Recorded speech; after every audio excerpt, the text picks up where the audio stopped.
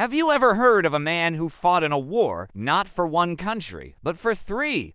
And not just fought, but was captured, escaped, and kept fighting again and again. This isn't a Hollywood blockbuster. This is the true story of Yang Kyung-jong, a Korean man whose life was swept up in the tides of the Second World War. His journey is one of the most unbelievable tales of survival and resilience you'll ever encounter, a testament to the enduring strength of the human spirit against the overwhelming forces of history. Our story begins in 1938. Young was just an 18-year-old boy in Korea, which was then under Japanese rule. Like many young Koreans at the time, he was conscripted against his will into the Kwantung Army, a part of the Imperial Japanese Army. His first taste of combat came a year later, not in a battle against the Allies, but against the Soviet Union in the brutal battles of Kulk and Gaul. Imagine being forced to fight for an empire that occupied your homeland in a remote and unforgiving corner of Mongolia. The fighting was fierce, a brutal clash of tanks and infantry. It was here that Yong's incredible odyssey truly began. He was captured by the Soviet Red Army. From a Japanese uniform, Yang was thrust into a Soviet one. He was sent to a labor camp, a place of hardship and despair, but the war had other plans for him. As the conflict with Nazi Germany escalated, the Soviet Union found itself desperate for manpower. Yang, along with thousands of other prisoners, was pressed into service in the Red Army. Think about that for a second. He was now forced to fight for the very army that had captured him, sent thousands of miles west to the bloody Eastern Front, the largest and deadliest theater of World War II. In 1943, during the Third Battle of Kharkiv in Ukraine, the tides of fate turned for Yang once again. The battle was a chaotic and violent struggle for control of the city. Amid the carnage, Yang was captured for a second time, this time by the German Wehrmacht. The German soldiers must have been bewildered to find an Asian man in a Soviet uniform fighting in the middle of Ukraine. For them, he was just another captured enemy soldier. And so, Yang Kyung-jong's uniform changed for a third and final time.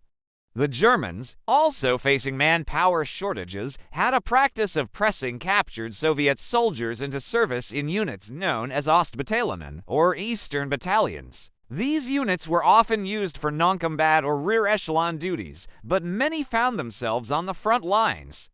Yang was assigned to one such battalion and sent all the way to France.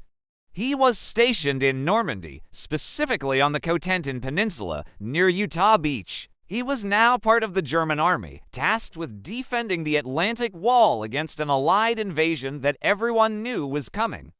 And then came June 6, 1944, D-Day, the largest seaborne invasion in history. As thousands of American paratroopers and soldiers stormed the beaches and fields of Normandy, Yang was caught in the middle of the inferno. He wasn't fighting for a cause he believed in or a nation he called his own.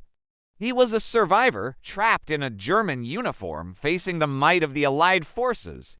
In the chaos that followed the landings, Yang was captured for the third time, this time by American paratroopers. The American soldiers were utterly confused.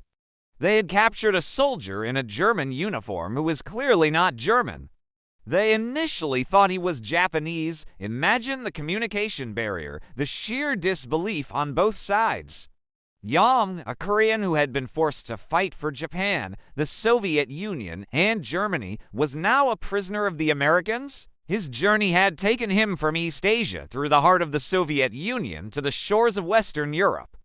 He was sent to a prisoner of war camp in Britain and eventually, after the war ended, he was released. But where could he go? His homeland was still in turmoil. He made a life-altering decision. He emigrated to the United States, the same country whose soldiers had captured him in that final, chaotic battle. He settled in Illinois, got married, and raised a family. He lived a quiet, unassuming life, never speaking much of his incredible past. He worked, he raised his children, and he became an American citizen. The man who wore the uniforms of 3 armies finally found a home where he could live in peace. Yang Kyung-jong passed away in 1992, but his story lives on as a powerful reminder of how individual lives can be swept away by the grand, impersonal forces of war and politics. He wasn't a general or a strategist. He was an ordinary person caught in extraordinary, almost unbelievable circumstances. He didn't choose his battles, but he chose to survive them. He was conscripted, captured, reconscripted, and captured again. Yet, through it all, he endured. His story is not one of military glory, but of human perseverance. It's a testament to the will to live, even when the world around you is tearing itself apart. What do you think about this incredible journey? It really makes you think about the hidden stories of history and the countless individuals whose lives were shaped by events far beyond their control. Thank you so much for watching and spending this time with me. If you found this story as fascinating as I did, please hit that like button, subscribe to the channel, and ring the bell so you don't miss our next dive into the forgotten corners of history. See you in the next one.